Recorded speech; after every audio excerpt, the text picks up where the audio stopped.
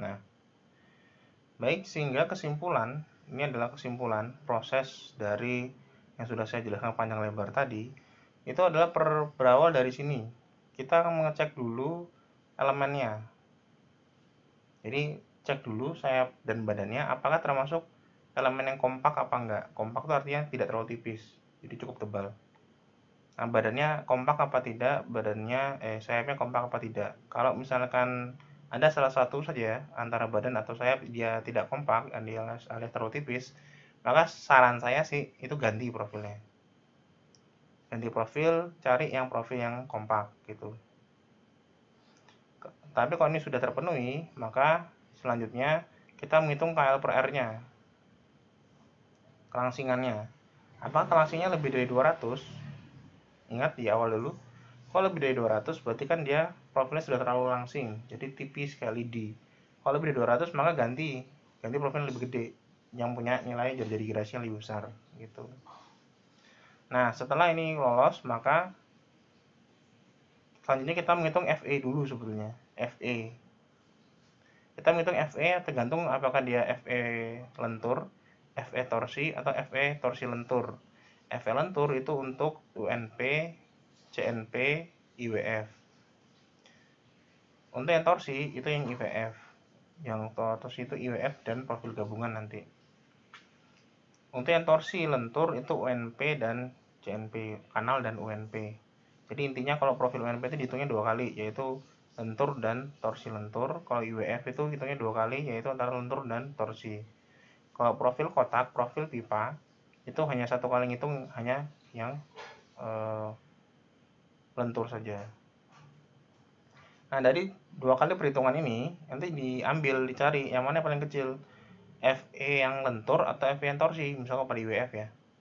Ternyata yang lebih kecil yang lentur, maka kita ambil yang FE lentur yang paling minimum.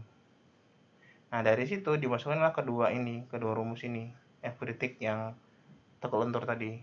Kalau kelangsingannya kurang dari 4,71 maka pakai ini rumusnya. Kalau lebih dari 4,71 maka pakai ini.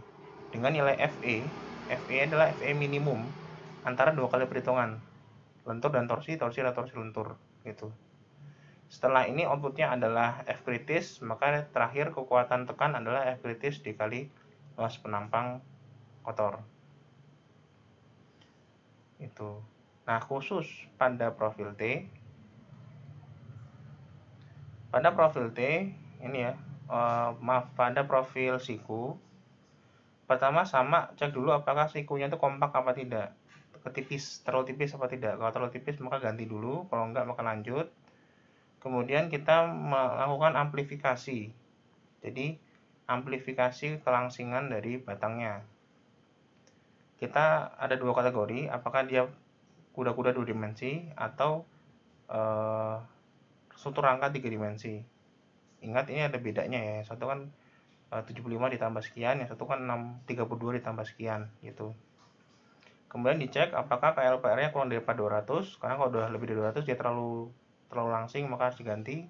Kalau enggak kita ngitung langsung FE-nya. FE-nya cuma satu, yaitu yang tekuk lentur. Apa itu? Euler, P kuadrat dikali E dibagi kelangsingan kuadrat. Kemudian dicari F kritiknya gitu.